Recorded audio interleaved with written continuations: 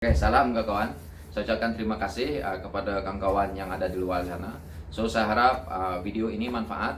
Walaupun memang sukar saya nak buat, karena ini bukan satu yang saya boleh buat. Karena benda ni melibatkan cerita keuangan. Saya bukan pakar di situ, tetapi kerana saya ada sedikit rajin membaca dan saya juga membuat analisa saya sendiri.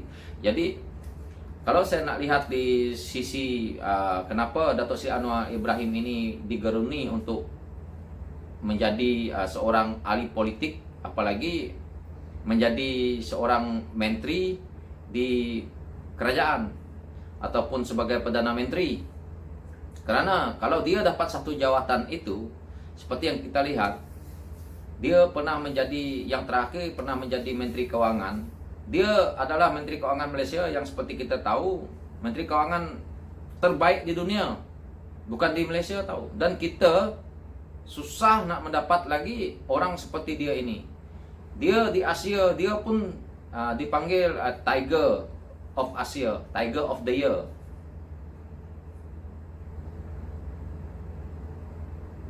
Jadi kita kehilangan satu tokoh seperti ini, bukan hilang lah, maksudnya kita nak menyisihkan satu tokoh seperti ini. Di situ saya ada kecewa, karena kita nak membangunkan Malaysia ini memerlukan satu ekonomi yang baik. Kalau kita lihat di sisi sini nih, saya ada tunjukkan nih, dia ambil keuangan Malaysia itu, hutang negara itu dia boleh kurangkan. Kita pernah tahu Datuk Seri Anwar Ibrahim, hutang negara daripada 98 bilion, dia boleh kurangkan sebanyak 80 bilion. Memang amat menakjubkan. Sewaktu dia menjadi Menteri Keuangan itu, tidak pernah orang lakukan lagi. Sampai hari ini di dunia pun tidak pernah ada lagi yang seperti dia boleh buat. Karena itu dia menerima anugerah-anugerah daripada seluruh dunia. Nama dia terkenal adalah kerana itu salah satunya.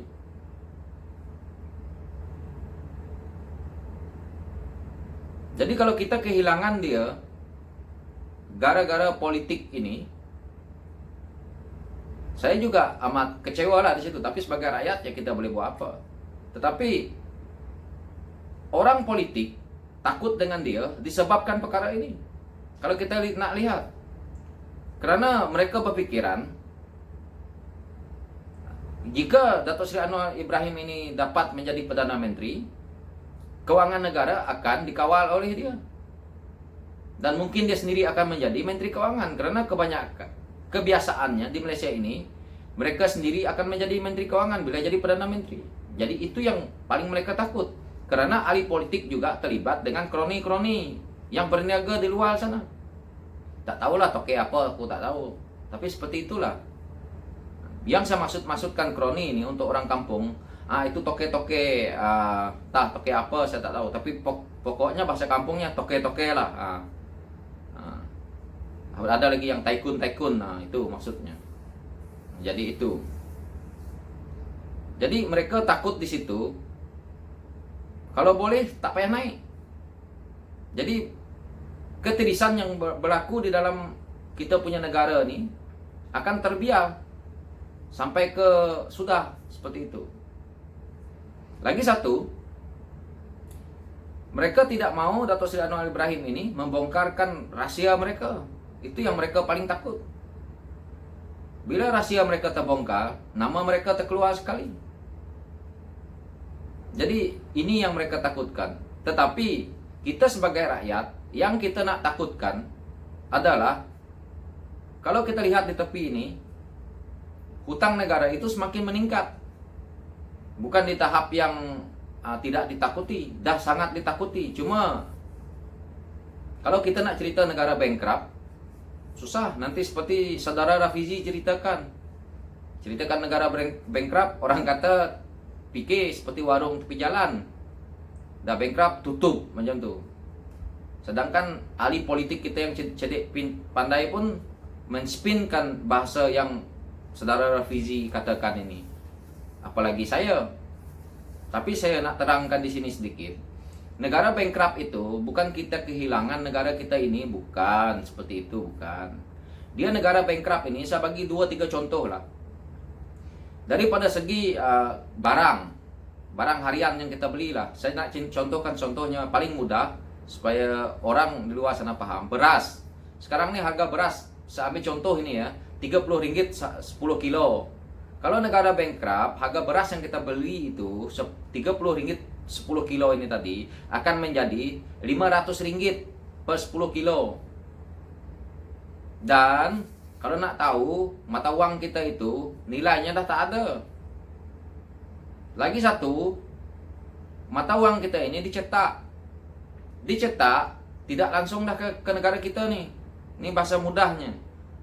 Negara kita nih, duit yang dicetak ini tadi langsung pakai bayar hutang. Dan banyak contoh-contoh lain lagi. Itu namanya negara bankrupt. Kalau Anda rajin, cek negara yang pernah bankrupt. Greece, Argentina pun pernah diduduk di tahap yang kritikal. Kita ambil contoh Zimbabwe. Sampai harga tisu tandas pun boleh harganya senilai 1.000 lebih tisu tandas. Itu namanya negara bankrupt. Paling mudah bahasanya seperti itu. Itu yang kita tidak mau sebagai rakyat. Kalau kita lihat pola politik kita ini, kita boleh baca. Kalau di kawasan bandar,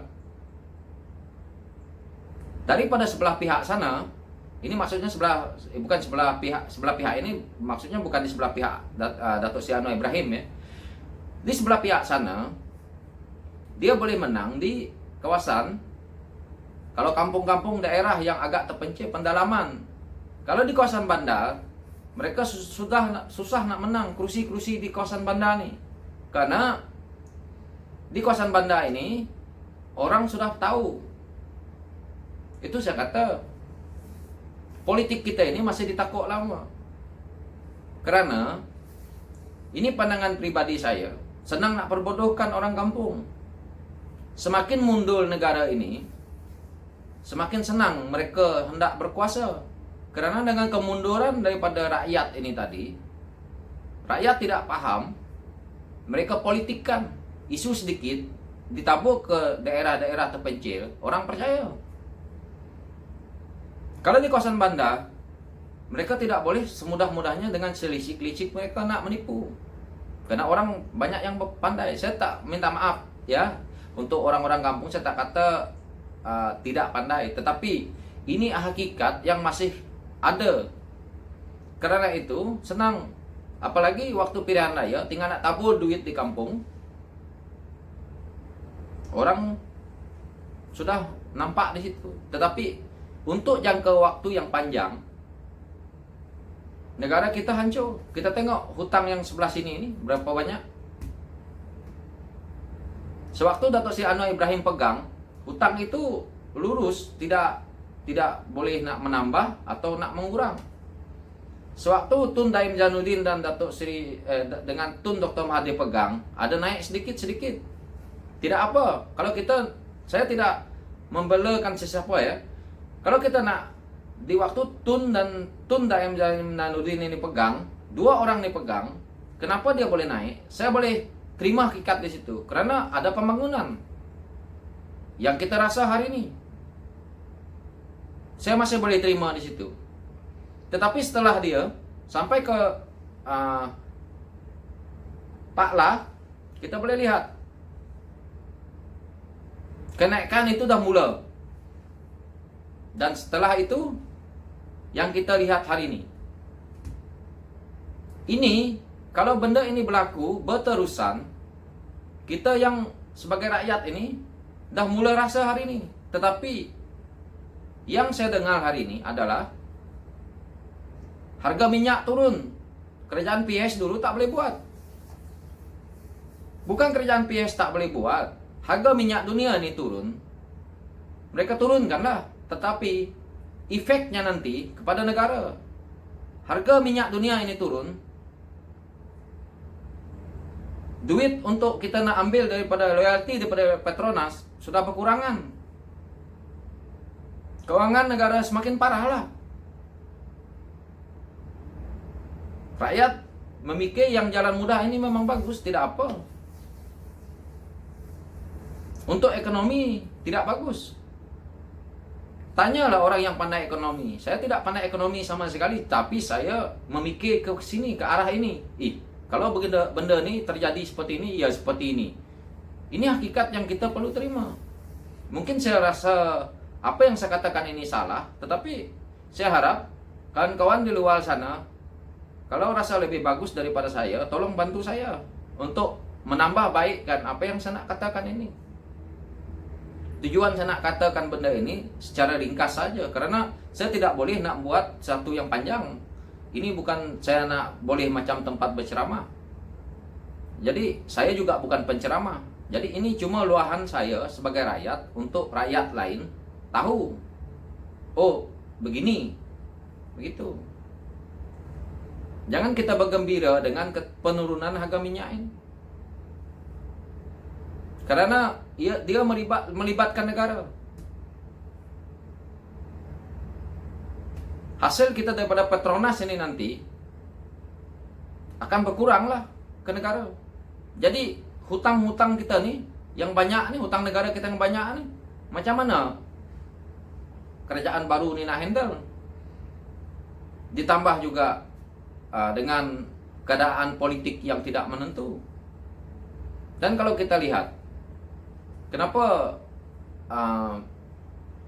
Tan Sri Muhyiddin Yassin bersungguh-sungguh ambil Menteri Keuangan yang ada sekarang nih, yang memang ada pengalaman dengan keuangan yang betul-betul dia rasa memang ini boleh pakai, itu tujuannya.